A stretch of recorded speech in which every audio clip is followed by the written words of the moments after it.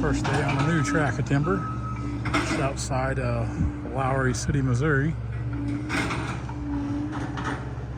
Got the 22 model 333 running. Johnny's in the 548. He's getting ready to appear out of the timber. Cutting some decent red oak here. You're probably wondering why these are cutting such long lengths.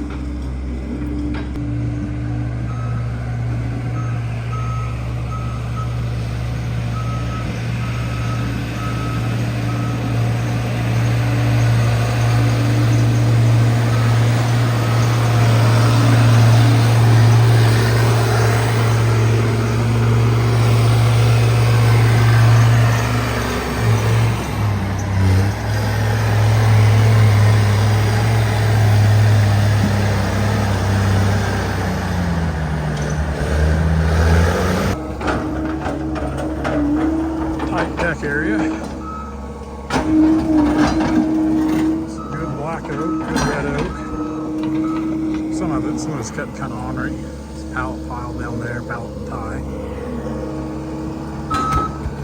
Those are the better cuts here. Kind of a niche for them right now. It keeps things going on this red and black oak. All right, this little niche we got.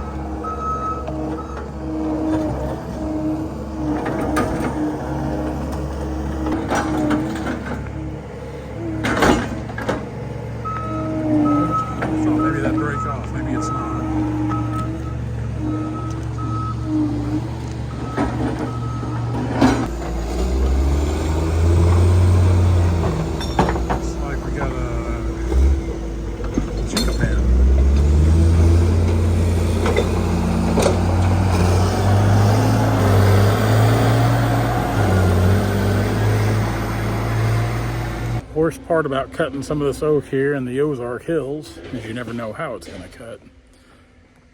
More times than not, it cuts bad. It's just a small pile of cut-offs there. Even everything in our pallet pile here is, it should be more like chipping material because it's not good. Of course, that pallet pile isn't very big, so we just put a load of pallet on there. But if you look at some of that stuff, that's awful. I'm ashamed to haul some of that in. Like I told Johnny, I said, I know it's going to get rejected, a lot of those logs there.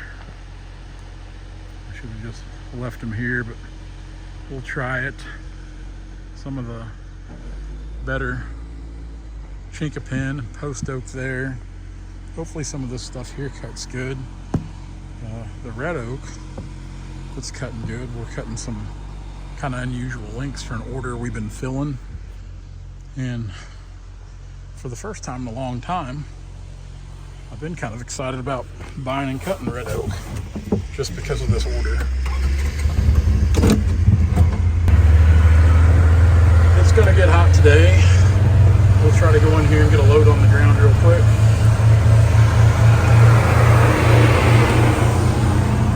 We'll haul those in. Then we need to go pick up the skid steer, the other skid steer, and do some mulching.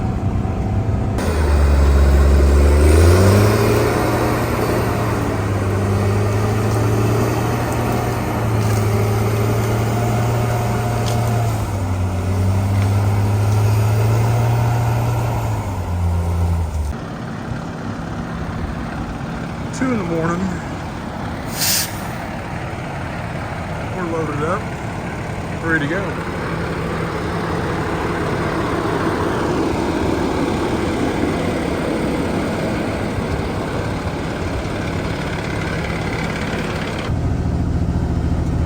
We're getting kind of an early start this morning for a couple of reasons.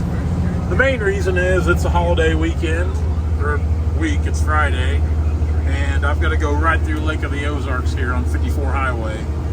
And that place is going to be a madhouse. So if we can slip through there at night loaded and kind of avoid that, we're better for it. Because traffic's going to be a nightmare up there.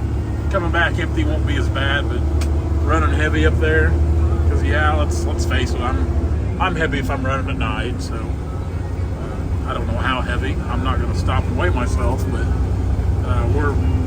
we're pushing that 80,000 mark. We'll just put it that way. But I want to get up there as soon as the yard opens up, get these kicked off, and my goal is to be home by noon. It's 194 miles one way from my driveway, my log yard driveway up here to New Florence, the mill. And I kind of enjoy trucking at night. Roads quiet. You know, you don't have as many people out here, and just kind of the road and the radio. 4th of July weekend. Today's the 5th, I guess. Being a little patriotic here. When you don't have a flagpole, sometimes you have to improvise. The Giraffe makes a pretty good flagpole. I think Johnny's got her extended all the way out to 75 feet, which that's how far that thing will reach, our Giraffe. Then our flag is a 10 by 15. And it is July 5th, but here where I live in Stockton, the weekend, it's always a big deal here with all the lake people that come down and all that stuff. It's not such a big deal for me because I don't get excited about it. So my day started pretty early this morning. I got up at 2 o'clock and made a run up to New Florence, Missouri with a load of stave logs on the Star. And as you can tell from the hat here, we've got a new Western Star truck that should be here any day. I'm probably just gonna trade that one, but I always throw it out there. If somebody is wanting a very good, slightly used, but pristine log truck with a lot of warranty that's transferable, I think we've got just over 30,000 miles on that truck. And when I say pristine, not a thing wrong with it. I mean, not a thing, not a leak, nothing, not on the loader, no air leaks. Tires are still knee deep in rubber. Everything's as it should be. Just the truck. The wagon's not going, but the loader goes with it.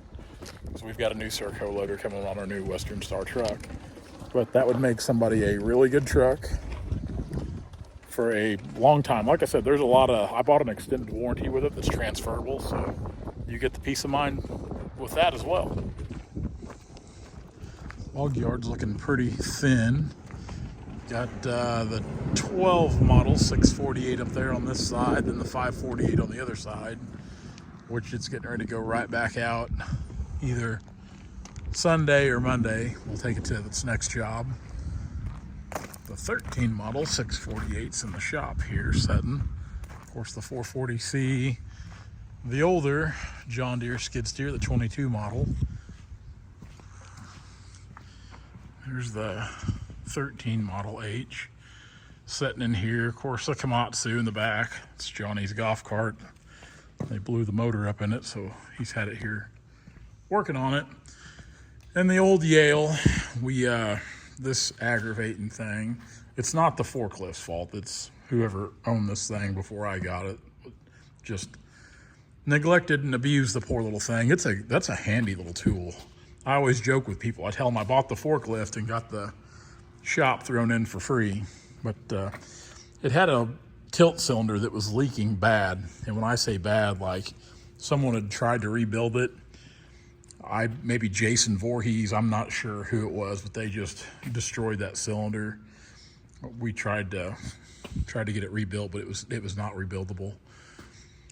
So we've got another one coming. It was just as cheap to buy a new cylinder as it was to try to actually rebuild it with everything involved. So that's the plan there with the Yale, because we use that thing a lot. It's a handy tool to have for sure, just around the shop. You never know what you're going to need to lift. That's like our def totes. That's what we use to move them around. That one's getting pretty low. We go through a lot of that stuff, as you guys very well know. And of course, we got the old Ram here. I need to get rid of that thing too. I need a red one. That truck's got like 55,000 miles on it now, I think. It's been a good truck, no complaints. People ask me all the time what I like better, the Ford or the Rams. I mean, I don't know. Personally, and this is just me, because I have 2 Rams, and I say the same thing about that red one up there as well. I think the Fords are put together a little better. But as far as the motor and everything, I think they run great. I'm not mad about the fuel mileage on either one of them. I think they both get good fuel mileage. This 5500 pulls good. The only thing I do not like about it, my biggest complaint about this truck, the front end, eats tires. That's my only complaint. But other than that, it's been a good truck. Probably get rid of the whole thing like it sets. Bed truck and all, because I want a different bed on my next truck. We're going to go a different route on service beds. We're not going to get these locally custom made ones anymore. But, this is the machine here. Had a little fire on it. That's what prompted us to buy the new one. I don't know if I ever touched on that in the video, but I bought this back from the insurance. Johnny spent a whole weekend here going through it. Luckily, the fire was pretty much contained. We got it put out pretty quick. We had to put wiring harnesses on it. Some other stuff like that. You can see there where it kind of singed up through here. And what caught fire was, if you look up there, that inline fuel filter. Of course now, oh, I guess it's still up there. So your diesel, your regen stuff, when that thing regens, it gets extremely hot. The best we can tell is it got hot because it wouldn't stop regenning when it did. Like it would regen and regen and regen. Of course, you can still run it when it regens. And the best we can tell, it melted that rubber line up there. Of course, diesel fuel went everywhere. We think that's where the fire started. But replaced a bunch of wiring on it, some hoses, some fuel lines.